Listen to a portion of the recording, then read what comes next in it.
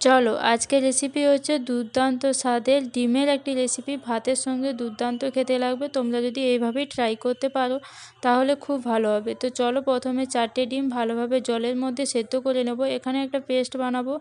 গোটা এলাচ আর দারুচিনি, বেশ অনেকটা পরিমাণ টমেটো, বেশ অনেকটা পরিমাণ ধনেপাতা কুচি, এটা পেস্ট বানিয়ে রেখে দিতে হবে। এখানে ডিমটা ভালোভাবে সেদ্ধ হয়ে গেলে আমি এটাকে খোলা ছাড়িয়ে সুন্দরভাবে গাটা সুন্দরভাবে এইভাবে ছুরি দিয়ে আমি কেটে নেব।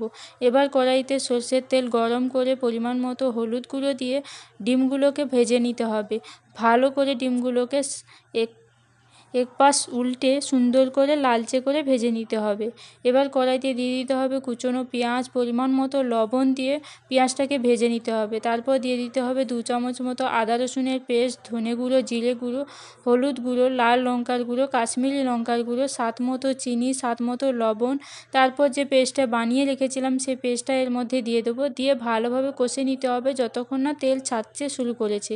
এবার তেল ছাড়তে শুরু করলে এর মধ্যে দিয়ে দিতে হবে ভেজে রাখা ডিমগুলো, দিয়ে পরিমাণ মতো জল দিয়ে যখন গামাখা হয়ে আসবে তখন নামিয়ে নিতে হবে।